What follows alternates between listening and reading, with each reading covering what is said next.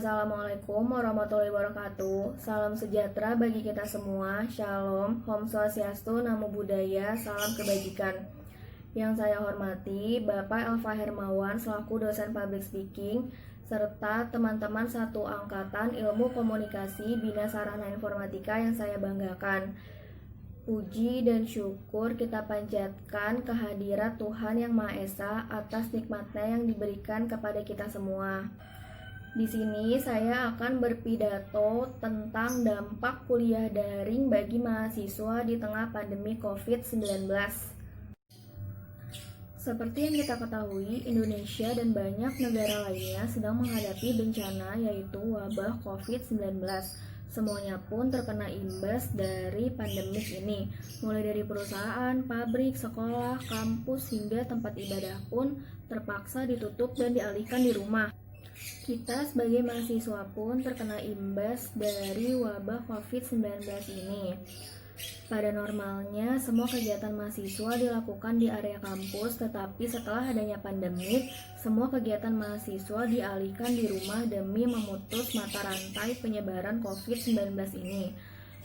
Kegiatan belajar pun menjadi berbeda, yang biasanya mahasiswa melakukan pembelajaran melalui face-to-face dengan dosen maupun teman-teman. Sekarang semua kegiatan perkuliahan dilakukan secara daring melalui aplikasi-aplikasi online. Dengan adanya aplikasi daring ini memudahkan mahasiswa untuk berkomunikasi dengan dosen dan sebaliknya. Akan tetapi, pembelajaran secara daring ini pun dirasa tidak semudah yang dibayangkan. Banyak tantangan yang harus dihadapi mahasiswa selama menjalani kuliah daring ini. Perkuliahan secara daring ini mempunyai banyak dampak bagi mahasiswa, baik dampak positif maupun dampak negatif. Dampak positifnya adalah dengan adanya kuliah daring membantu pemerintah dalam memberantas COVID-19. Dengan diberlakukannya kuliah daring yang mengharuskan mahasiswa mempunyai aplikasi-aplikasi untuk menunjang belajar, menjadikan mahasiswa lebih mahir menggunakan aplikasi online, menjadikan tangan terampil dan terbiasa mengetik karena tugas-tugas yang diberikan dosen lebih banyak menggunakan media Word dan PowerPoint. Belajar di rumah menjadi lebih santai, mahasiswa tidak capek dan tidak harus mengeluarkan ongkos untuk pergi ke kampus. Tetapi juga tidak sedikit dari kita yang mengeluhkan tentang tantangan yang mereka hadapi dari kuliah daring ini. Seperti dengan menggunakan aplikasi online dibutuhkan sinyal dan koneksi yang kuat. Seringkali komunikasi menjadi terputus-putus karena gangguan dari provider itu sendiri ataupun saat cuaca hujan. Komunikasi secara langsung face-to-face menjadi terhambat baik antara dosen dengan mahasiswa ataupun sebaliknya. Seringkali adanya miskomunikasi antara mahasiswa dan dosen saat pembelajaran berlangsung. Dengan menggunakan aplikasi online juga memakan banyak kuota internet. Lebih banyak tugas yang membuat mahasiswa menjadi mudah stres.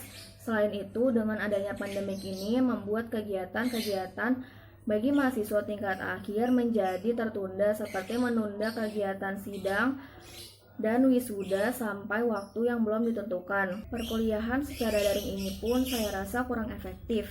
Namun mau bagaimanapun juga mahasiswa harus menaati peraturan yang dibuat oleh pemerintah dan pihak kampus demi kepentingan bersama melawan COVID-19 ini.